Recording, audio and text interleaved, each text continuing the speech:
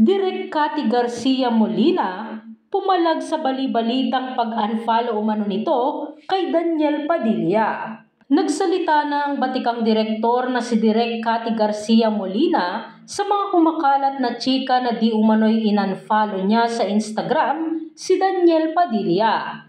Isang TikTok video kasi ang kumakalat ngayon, kalakip ang mga screenshot ng di umano'y pag-unfollow ng direktor kay Daniel Padilla sa gitna ng kasagsagang isyong hiwalayan nila ni Catherine Bernardo. Ngayong Miyerkules, November 22, naglabas ng pahayag si Direk Cathy hinggil sa mga kumakalat na screenshot na nagdadawit ng kanyang pangalan sa issue. Anya, mga bakla, huwag nyo na po ako idamay dito. Wala talaga kayong makikitang Supremo DJ sa followed ko kasi hindi ko naman siya pina-follow noon pa. Lahat ni Direk Cathy. Paliwanag pa niya, hindi raw niya alam kung ano ang totoong account ng kapamilya aktor. Dagdag pa ni Direk Cathy, di ko alam totoong account niya kasi. 20 nga lang ang pina-follow ko noon pa. Kaya wag na po nating gawing issue. Wala nga akong alam, inang ko po. Ilang linggo na ring pinag-uusapan ng mga marites sa social media kung ano na nga ba ang tunay na estado ng relasyon ni Catherine Bernardo at Daniel Padilla.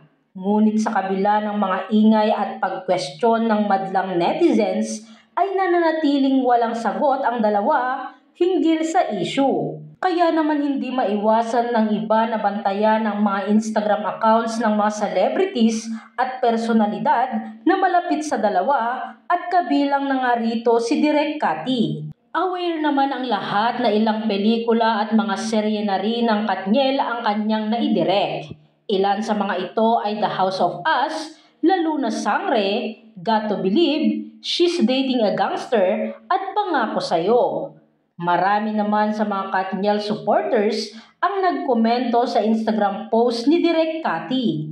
Karamihan sa kanila ay nagpapasalamat dahil sa pagbibigay linaw hinggil sa issue. Thank you Direk Cathy, saad ng isang netizen. Comment naman ng isa, ha ha ha. Direk, napaka-defensive nyo po. Naintindihan po namin. Love you. Sinagot naman ito ni Direk Cathy at sinabing, kasi naman po, pareho kong love yun. Huwag na gawan issue. Saka hindi ko fina-follow si DJ kasi di naman ma-post yun Alam niya yun. Hehe. Komento pa ng isang netizen, Direk, pati ikaw, dinamay nila.